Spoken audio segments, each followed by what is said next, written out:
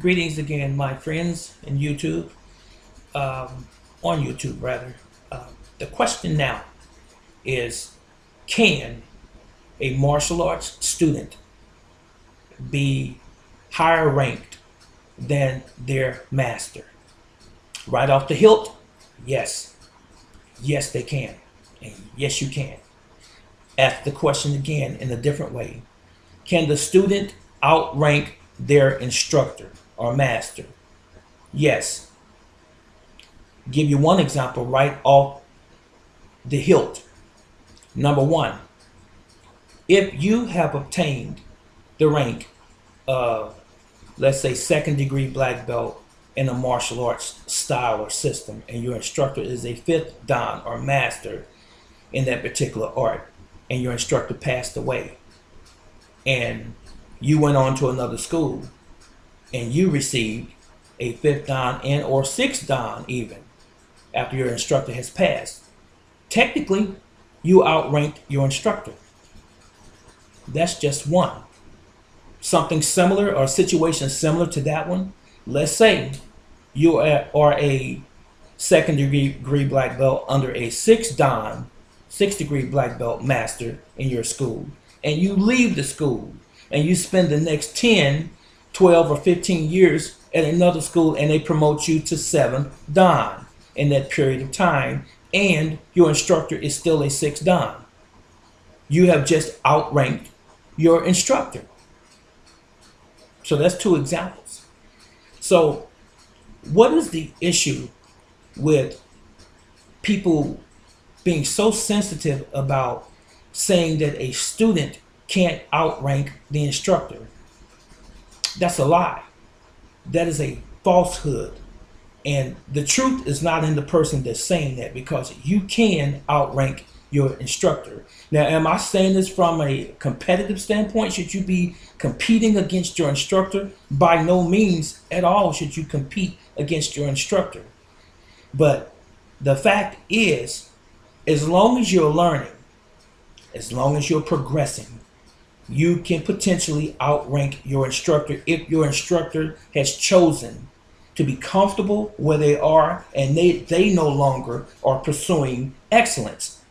And I have seen it happen time and time again, over and over in the martial arts, where instructors reach a certain rank, they stop training, they stay there at their school, they're just a figurehead, they have other instructors teaching that they promoted, and they remain the same rank.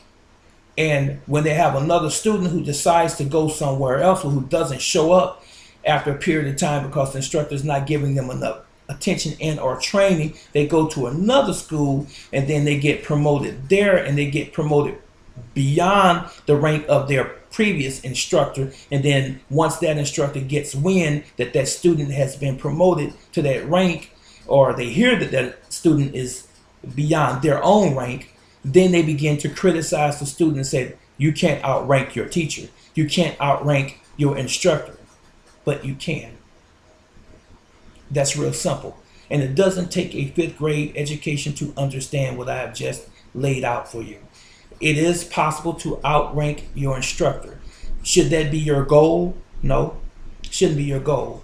But if time and chance causes those situations to be, then so let it be. But oftentimes we have egos that are so large, they enter the picture, and then guys feel, I guess, dehumanized, if you will, or they feel like I feel insecure now because this student outranks me. Maybe it's not the issue that the student outranks you.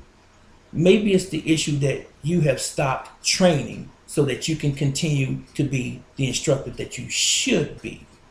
Maybe that's the real issue.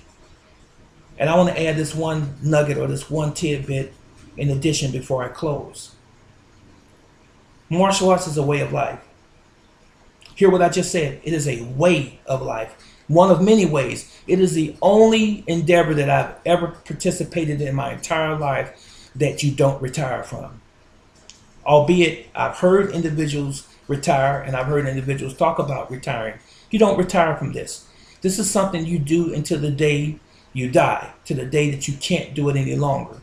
So I'm saying that to say this: you must always remain a student, irrespective of your rank.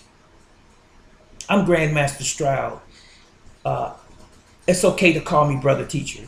I'm not caught up in the titles. Doesn't really matter to me. The only true and real master is Yahweh, the creator.